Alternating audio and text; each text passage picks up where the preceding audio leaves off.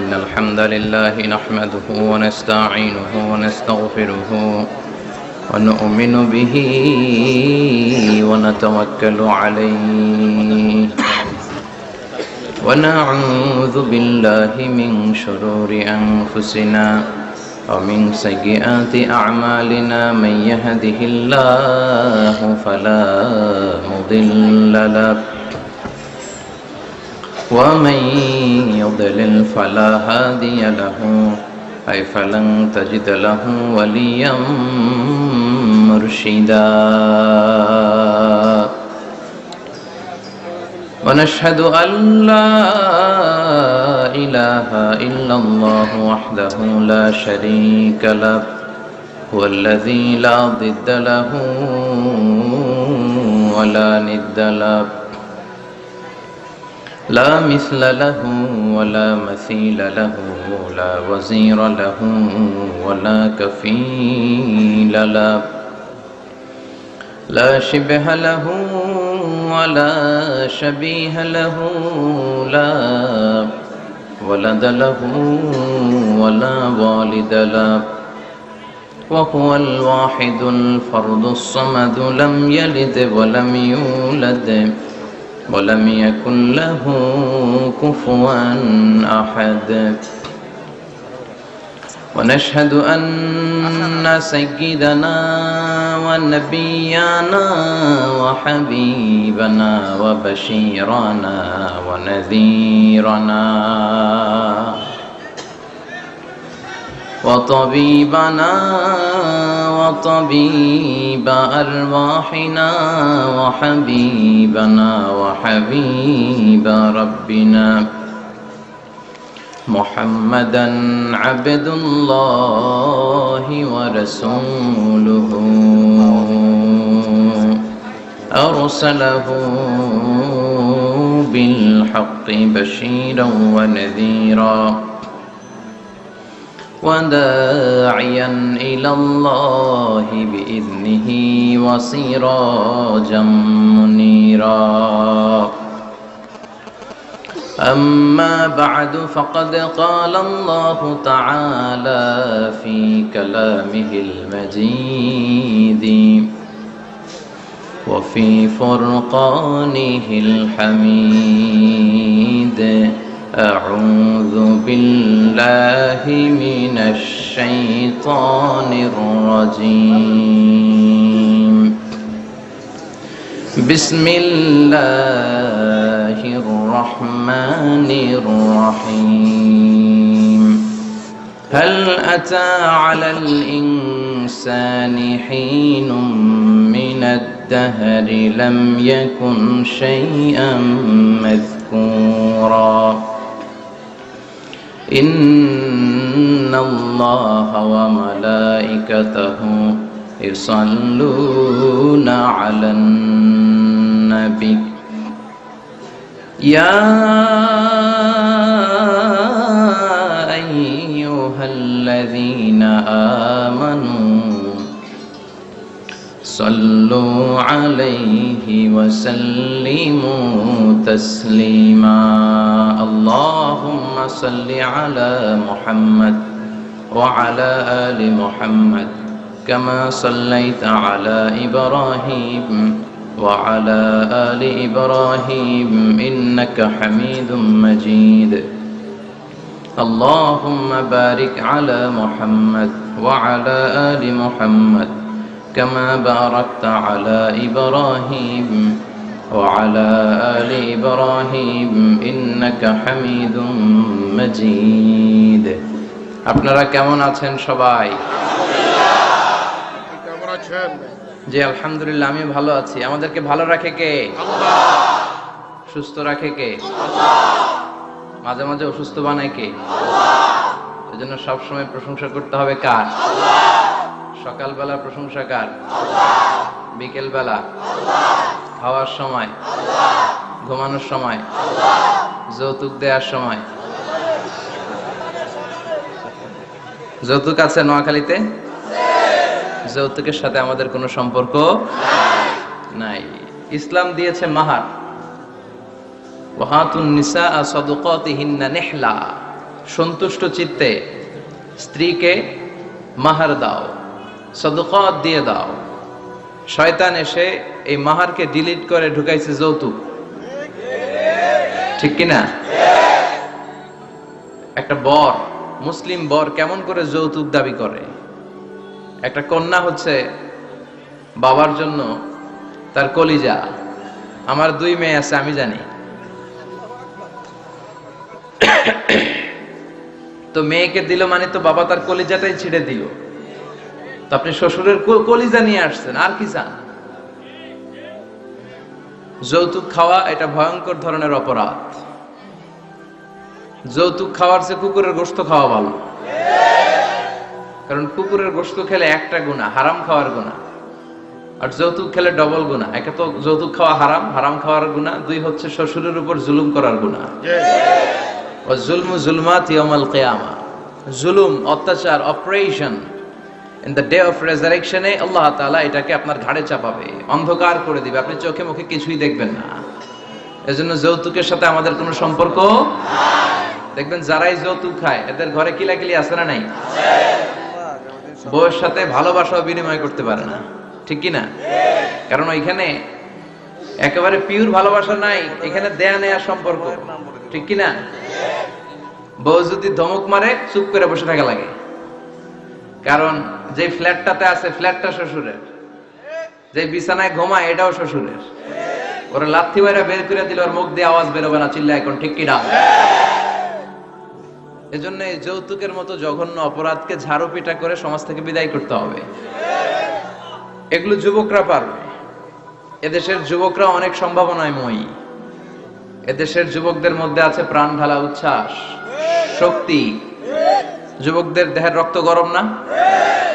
এই গরম রক্তগুলারে ইসলামের কল্যাণে কাজে লাগাতে হবে। আমাদের মুক্তিযুদ্ধে যারা লিড দিয়েছিল তারা কারা? যুবক না? কিছুদিন আগে কোটা আন্দোলন হয়েছে না একটা? লিড দিয়েছে যুবকরা। তারপর নিরাপদ সড়ক চাই, লিড দিয়েছে কারা? বুড়া মুরব্বীরা? যুবকেরা। এজন্য যুবকেরা, তোমাদের ইবাদত আল্লাহর কাছে অনেক প্রিয়, তোমাদের কাজগুলোর দাম আল্লাহর কাছে অনেক বেশি। In the day of judgment, কিয়ামতের দিন আল্লাহ তাআলা 7 শ্রেণীর ব্যক্তিকে তার আরশের নিচে ছায়া দিবে। এর মধ্যে 2টাই হচ্ছে যুবক। একটা হচ্ছে ওই যুবক শাবুন নাশাআ ফি ইবাদাতিল্লাহ, যে যুবক তার যৌবনটাকে আল্লাহর ইবাদতে কাজে লাগায়। যে যুবক তার যৌবন বয়সে পর্নোগ্রাফি দেখে না, হিন্দি সিনেমা দেখে না, দুম্মা চলে দুম দেখে না, তুজে দেখা তুহে জানা সনম, এগুলো তারা দেখে না, অশ্লীল কোনো কিছুই তারা দেখে না। এই সময়টা তারা আল্লাহর ইবাদত করে কাটায়।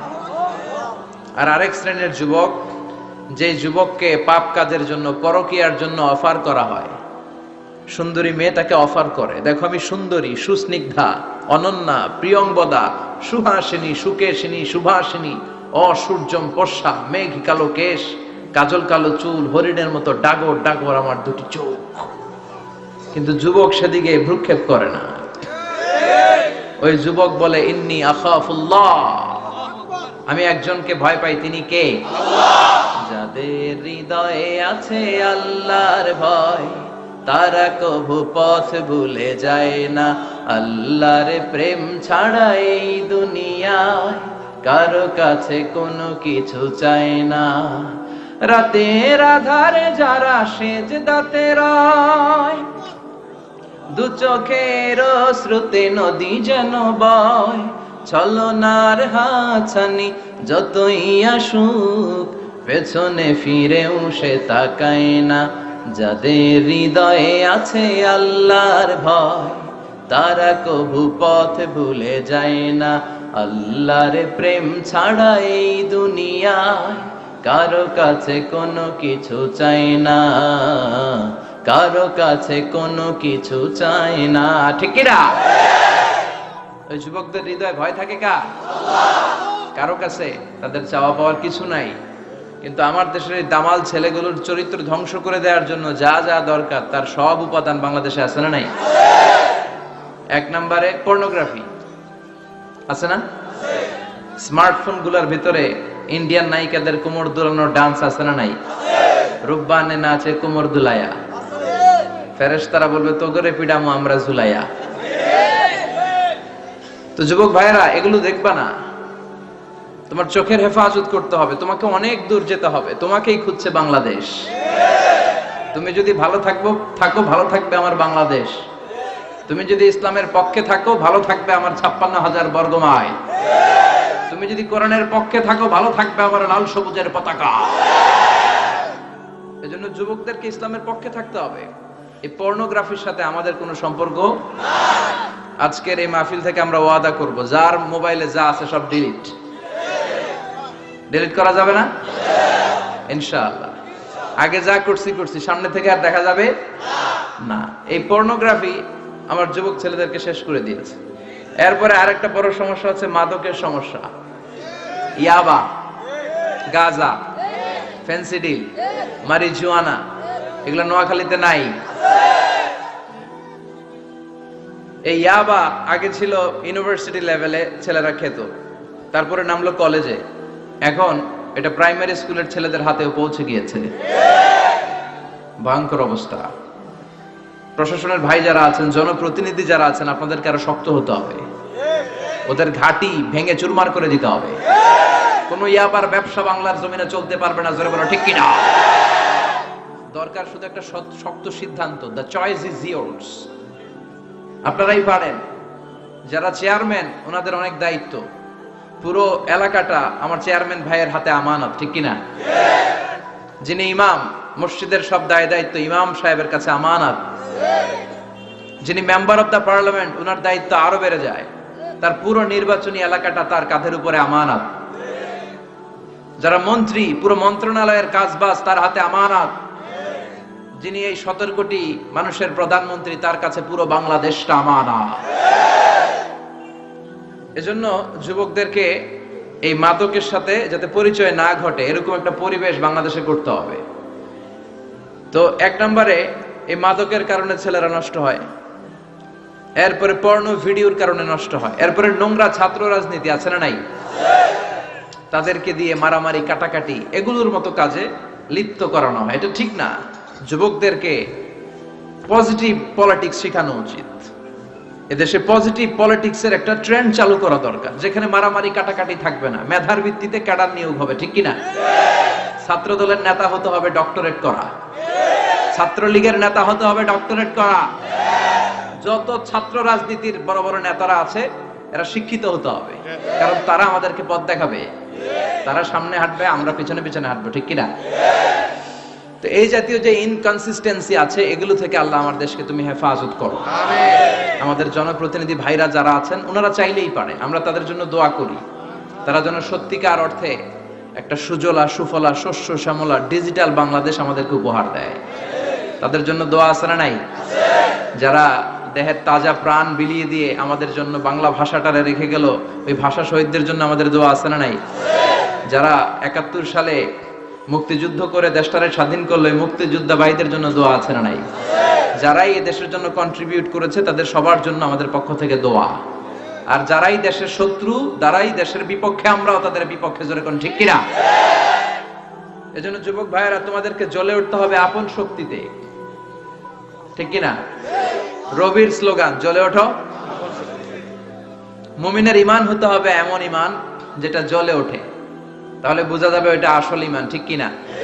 যে ঈমানে প্রয়োজনে জ্বলে ওঠে না, যে ঈমান সত্য ন্যায়ের কথা বলে না, যে ঈমানে প্রয়োজনে জ্বলে ওঠে না, যে ঈমান সত্য ন্যায়ের কথা বলে না, যে ঈমান বাস্তবে নাই, যে ঈমান অন্তরে নাই, মুখে শুধু ফাঁকা বলি, কি করে তারে বলো ঈমানে বলি, কি করে তারে বলো ঈমানে বলি, কি করে তারে বলো ঈমানে বলি, ঠিক কিনা। যে ঈমান ঈমানে ভুলে নাস্তিকতার মঞ্চে ওঠে,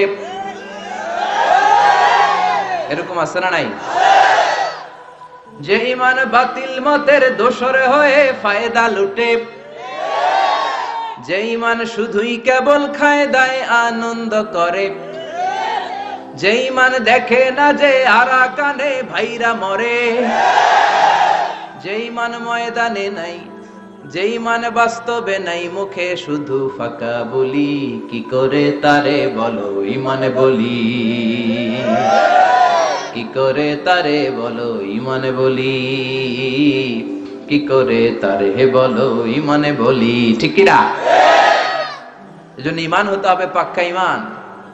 ইমান জ্বলে উঠতে হবে বারুদের মতো যদি অন্যায় দেখে। চিল্লা এখন ঠিক কিনা? আল্লাহ আমাদেরকে সেই অর্থে প্রকৃত মুমিন হওয়ার তুমি তৌফিক দাও। আজকের মাহফিলে আসতে পেরে আমরা খুশি না বেজার? তো আমরা সব সময় এই বইটা থেকে কথা শুনি। এই বইটা সবার, এই বইটা বিএনপির ভাইদের, এটা আওয়ামী লীগের ভাইদের, এটা জাতীয় পার্টির ভাইদের, এটা জামাত ইসলামের, এটা পীরের মুরিদের, এটা তাবলীগের ভাইদের, এটা আস্তিকদের, এটা নাস্তিকদের, এটা হিন্দুদের। এটা আলাদা কারণ, এটা সবার। এই কিতাবটা হিন্দুদেরও কিতাব, ওরা পড়ে না তো আমি কি করব? ইসলাম এটা কি কুক্ষিগত আমার বাপের ধর্ম? সবার ধর্ম, সবার। ওরা মানে না তো আমি কি করব? বিশ্বনবী উনি সবার নবী। বিশ্বনবী কি শুধু আমাদের নবী?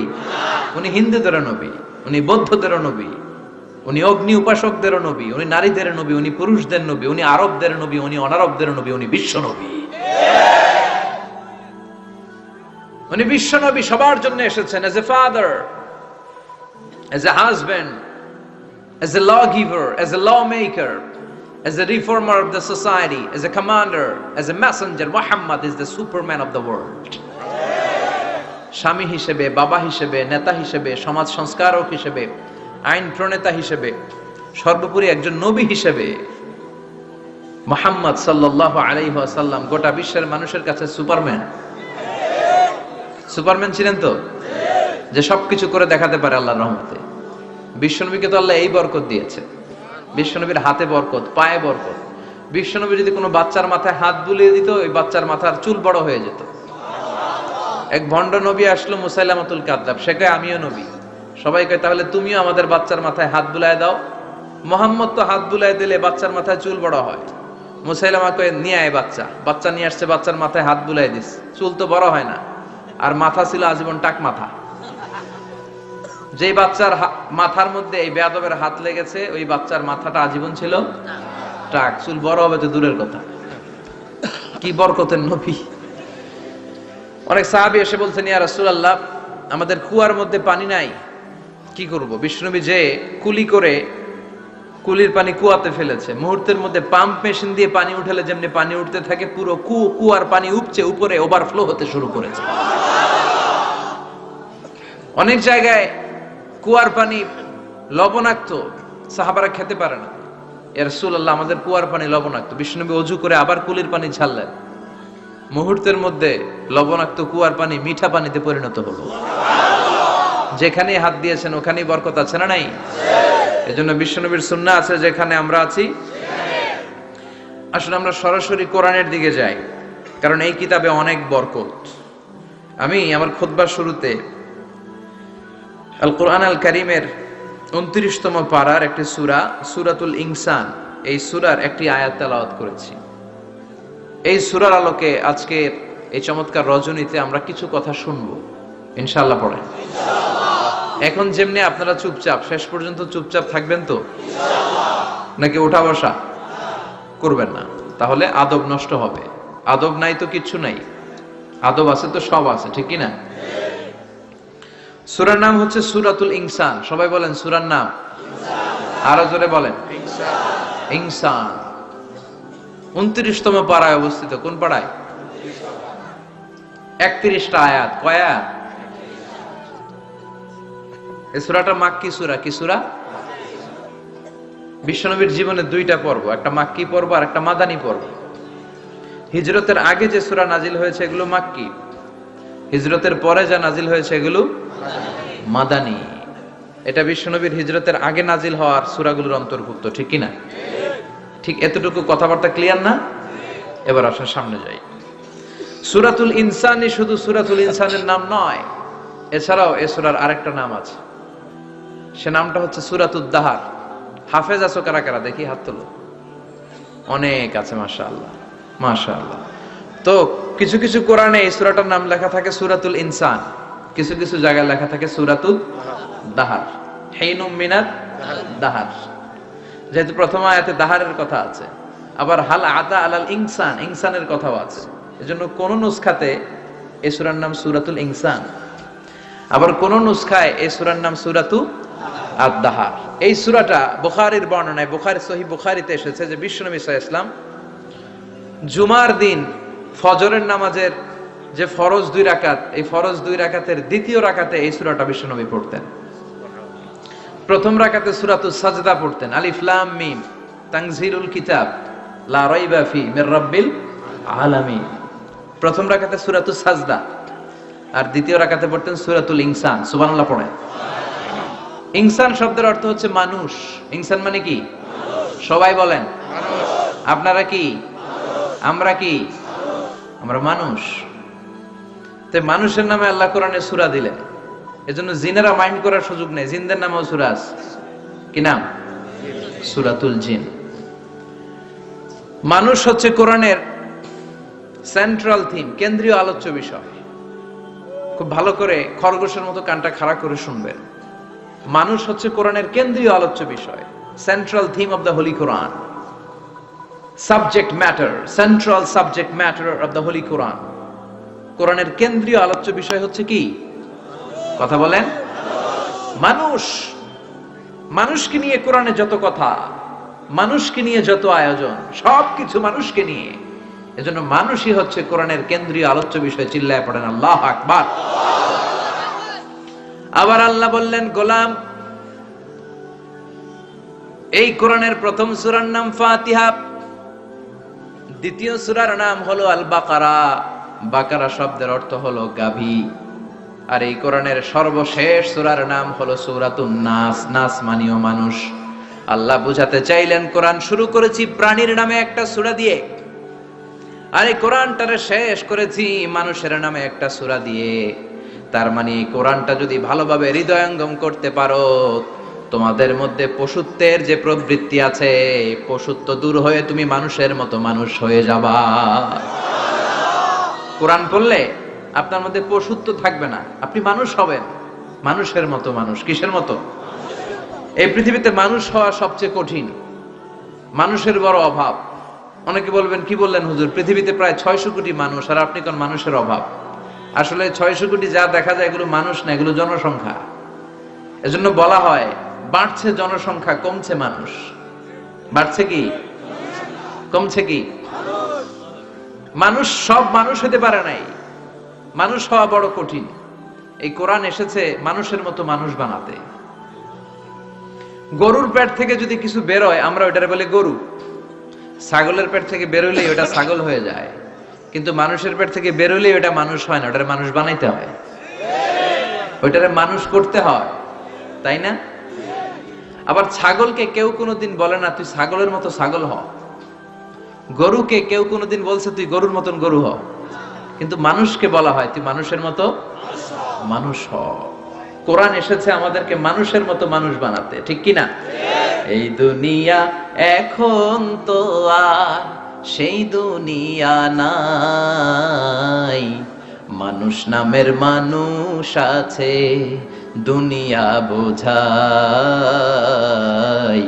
সেই মানুষের ভিড়ে আমার আসল মানুষ নাই, ঠিক কি না? আসল মানুষের বড় অভাব, আসল মানুষের বড় সংকট।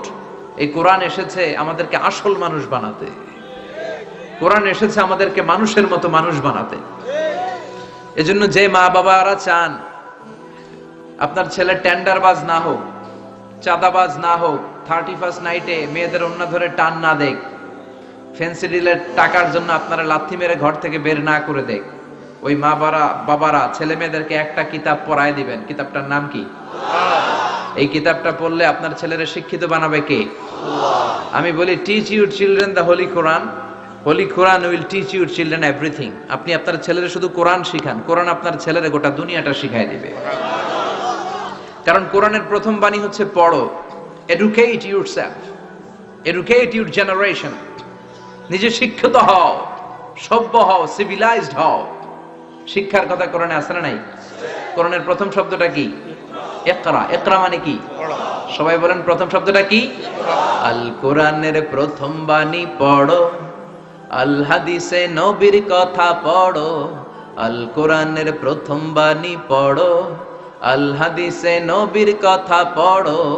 পড়ে পড়ে শেখো, শিখে শিখে তুমি তোমার নিজের জীবন গড়ো। সুবহানাল্লাহ পড়ে। কোরআন পড়লেই জীবন গড়া যায়, ঠিক কিনা? তাহলে এই কোরআনকে আল্লাহ তাআলা নাজিল করেছে আমাদেরকে মানুষের মতো মানুষ বানাতে। কি বানাতে? চিল্লায় বলেন, মানুষের মতো মানুষ। মানুষের মতো মানুষ বানানোর জন্য আল্লাহ তাআলা এই কোরআনকে নাজিল করেছে। মানুষকে আল্লাহ এতটা শ্রেষ্ঠত্ব দিয়েছে, মানুষ যদি শ্রেষ্ঠ হয় মানুষ ফেরেশতাকে ছাড়িয়ে যায়, আর মানুষ যদি নিকৃষ্ট হয় তাহলে সে পশুত্বকেও হার মানায়। দলিল কি? দলিল হচ্ছে মেরাজ রজনীতে সাইয়েদনা জিবরাইল সিদরাতুল মুনতাহা পর্যন্ত গেলেন। ওইখান থেকে দুইটা ঝর্ণা বা নদী নেমে গেল। বিষ্ণু বললেন, জিবরাইল এই নদী দুইটা কোন নদী? সাইয়েদনা জিবরাইল বললেন, এই দুইটা নদী সিদরাতুল মুনতাহা থেকে পৃথিবীর দিকে নেমে গিয়েছে। আর একটা হচ্ছে ইরাকের ফোরাত নদী, আর একটা হচ্ছে মিশরের নীল নদী। এরপরে সাইয়েদনা জিবরাইল বললেন, ইয়া রাসূলুল্লাহ, ইয়া হাবিবাল্লাহ, এই জায়গার নাম হলো সিদরাতুল মুনতাহা। এখানে একটা বড়ই গাছ আছে, এইটা হলো আমার লাস্ট ডেস্টিনেশন, বর্ডার এরিয়া। এই বর্ডার এরিয়ার উপরে যাওয়ার ক্ষমতা আমার নাই। 1 ইঞ্চি উপরে গেলে আমার পাখাগুলোরে জ্বালিয়ে সারখার করে দিবে কে? আল্লাহ। সৃষ্টির শুরু থেকে আজ পর্যন্ত যত নবীর কাছে আমি ওহী নিয়ে দুনিয়ার বুকে নাজিল হয়েছি গো নবী, এই সিদরাতুল মুনতাহায় কান লাগিয়ে আল্লাহর কথা শুনেছি। আজ পর্যন্ত আমিও আল্লাহরে দেখি নাই। নবী গো, আমি তো আল্লাহরে দেখি নাই, এটা আমার লাস্ট এরিয়া। আমার যে দেখেন আপনি কোরআন নাজিল করে উপরের দিকে উড়াল দিতে, আমি উড়াল দিয়ে এখানে এসে বসে থাকি। সুবহানাল্লাহ পড়া। এর উপরে আমি যেতে পারবো না, পাখাগুলো জ্বলে যাবে, যাওয়ার পারমিশন নাই। তবে আপনারে পারমিশন দিছে কে? আল্লাহ। আমি এইখানে দাঁড়িয়ে রইলাম, আপনার মিটিং আল্লাহর সাথে শেষ করে আপনি নেমে আসেন গো নবী। নবী যান, আপনার মিটিং এর জন্য, আপনাকে সারপ্রাইজ দেওয়ার জন্য আপনার অপেক্ষায় আল্লাহ অপেক্ষমান। সুবহানাল্লাহ। তার মানে ফেরেশতা যেখানে শেষ, বিশ্বনবীর খেলা এখানে শুরু, ঠিক কি না? জিবরাইল ওখানে থেমে গিয়েছে, আর যেতে পারে না। জিবরাইল যেখানে শেষ, বিশ্বনবীর যাওয়া শুরু। তার মানে মানুষ যদি শ্রেষ্ঠ হয় সে ফেরেশতাকে ছাড়িয়ে যায়, আর মানুষ যদি নিকৃষ্ট হয় তাহলে সে পশুকেও হার মানায়, ঠিক কি না? আপনি কখনো শুনছেন একটা সিংহ আর একটা সিংহকে মারে? একটা বাঘ আর একটা বাঘকে মারে না, একটা হরিণ আর একটা হরিণকে মারে না, একটা হাতি আর একটা হাতিকে হত্যা করে না, কিন্তু একটা মানুষ আর একটা মানুষকে হত্যা করে না? আপনি কখনো শুনবেন না যে একটা বাঘ আর একটা বাঘকে হত্যা করে 10 টুকরা করছে? শুনছেন? একটা হাতি আর একটা হাতিকে মেরে 30 টুকরা করছে? শুনছেন? কিন্তু মানুষ আর একটা মানুষকে শুধু নৃশংসভাবে হত্যাই করে না, হত্যা শেষে তাকে 10 টুকরা করে, 15 টুকরা করে, 30 টুকরা করে বস্তাবন্দি করে। চিল্লা এখন ঠিক কিনা? পাওয়া যায় না এরকম লাশ?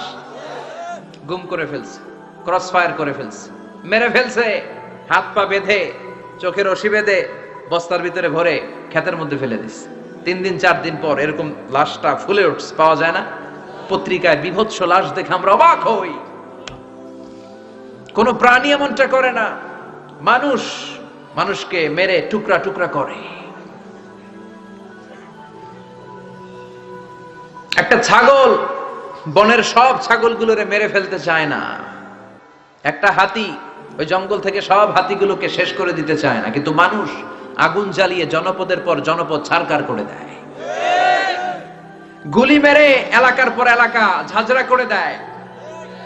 দ্বিতীয় বিশ্বযুদ্ধের সময় আমেরিকা জাপানের 2টা সিটিতে 2টা বোমা মেরেছে, হিরোশিমা নাগাসাকি। হিরোশিমাতে মেরেছে লিটল বয়, নাগাসাকি শহরে ফেলেছে ফ্যাট ম্যান। যে পাইলট গুলো বোমা মারতেছে নিচে, ওই পাইলট গুলো মানুষ না? মানুষ। আর যাদেরকে মারার জন্য মারতেছে তারাও কি মানুষ? মানুষ এতটাই নিকৃষ্ট হতে পারে, সে তার জনপদের সবাইকে ছারখার করে দেয়, তার গোষ্ঠীর সবাইকে মেরে ফেলতে কুণ্ঠাবোধ করে না। চিল্লা এখন ঠিক কিনা? এজন্য আল্লাহ ডেকে বললেন লাহুম কুলুবুল লা ইয়াফকাহুনা বিহা ওয়া লাহুম আ'য়ুনুল লা ইউবসিরুনা বিহা ওয়া লাহুম আযানুল লা ইয়াসমাউনা বিহা উলাইকা কাল আনআমি বাল হুম আদাল উলাইকা হুমুল গাফিলুন। আল্লাহ বললেন ওদের চোখ আছে, ওরা চোখ দিয়ে দেখে না। হৃদয় আছে, হৃদয় দিয়ে তার ভাইয়ের জন্য তার মায়া লাগে না। কান দিয়ে আকুতি চিৎকার এই কথাগুলো শুনতে পায় না। উলাইকা কাল আনআম, দেখতে এদের হাত আছে, পা আছে, চোখ আছে, দেখতে মানুষের মতো, আসলে এগুলো মানুষ না, এগুলো পশু। বালহুম আদাল, পশুর চেয়েও খারাপ, ঠিক কি না? এগুলো শুধু পশুই না, এগুলো পশুর চেয়েও খারাপ। তো এই কোরআন যদি আপনি পড়েন, আপনার এই পশুত্বের মনোভাবটা দূর হয়ে যাবে, আপনি মানুষের মতো মানুষ হতে পারবেন, ঠিক কি না? এজন্য আল্লাহ মানুষের নামে একটা সূরা দিলেন, সূরার নাম আল ইনসান। সূরার নাম সবাই বলেন আরো জোরে। ইনসান মানে কি? আরো জোরে কোন? আমরা সবাই কি? মানুষ। মানুষ নিয়ে মানুষের মধ্যেও কৌতূহলের শেষ নাই। বিজ্ঞানীদের মতে মানুষ হচ্ছে হোমো স্যাপিয়েন্স গ্রুপের একটা প্রজাতি, যার বিবেক আছে, বাক শক্তি আছে, বুদ্ধি আছে, চেতনা আছে, উপলব্ধি করার মতো ক্ষমতা আছে। চিল্লা এখন ঠিক কিনা? মানুষের আসল রূপটা কি, মানুষ আসলে কেমন, এ নিয়ে মানুষেরই গবেষণার শেষ নাই। আপনারা একজন জার্মানি দার্শনিক আছে কার্ল মার্কস, নাম শুনে থাকবেন, শুনছেন না? উনি অনেক গবেষণা করে পাইলেন মানুষ হচ্ছে পেট সর্বস্ব জীব, মানে মানুষের পেট ঠান্ডা তো দুনিয়া ঠান্ডা। উনি গবেষণা করে পাইছে মানুষের পেট ঠিক তো সব ঠিক। উনার পরে আরেক দার্শনিক আসলো, ওনার নাম হচ্ছে ভ্লাদিমির লেনিন। ওনার বাড়ি হচ্ছে রাশিয়া, উনি রাশিয়ান স্কলার, ফিলোসোফার। উনি এসে বললেন না, মানুষের পেট সমস্যা বড় সমস্যা নয়, মানুষের আসল সমস্যা হচ্ছে যৌন সমস্যা, সেক্স সমস্যা। মানুষের সেক্স ঠান্ডা তো সব ঠান্ডা। চার্লস ডারউইন, ইংল্যান্ডের আরেক দার্শনিক, উনি এসে বললেন তারা দুজন যা বলছে সব ভুল বলছে। মানুষের পেটের সমস্যা আসল সমস্যা না, মানুষের সেক্স সমস্যাও আসল সমস্যা না। আসলে মানুষ মানুষই না, মানুষ হলো বান্দর। মানুষ কি? বানর থেকে সময়ের বিবর্তনে, কালের বিবর্তনে বানরগুলো মানুষ হয়ে গিয়েছে। মাথার তার যদি একটু ঢিলা হয়, যা হয় আর কি। তাহলে একদল বলে মানুষের পেটের সমস্যা বড় সমস্যা, আরেক বুদ্ধিজীবীরা বলে মানুষের খাদ্যের সমস্যা বড় সমস্যা, কেউ বলে যৌন সমস্যা বড় সমস্যা, আরেক আবাল বলে মানুষ মানুষ না, মানুষ হলো বান্দর। আল্লাহ বলে একটাও ঠিক কইতে পারে নাই, ঠিক কি না? আল্লাহ বলে মানুষ তাদের পেটের সমস্যা বড় সমস্যা নয়, মানুষের যৌন সমস্যা বড় সমস্যা নয়, কশিন কালেও মানুষ বানর নয়। মানুষকে আমি আল্লাহ নিজ তত্ত্বাবধানে তৈরি করেছি। মানুষ হলো আশরাফুল মাখলুকাত। মানুষ কি? আশরাফুল মাখলুকাত, গোটা সৃষ্টিকুলের মধ্যে সেরা। এজন্য নূরের ফেরেশতাও মানুষকে সেজদা দিতে বাধ্য হয়েছে। চিল্লা এখন ঠিক কিনা?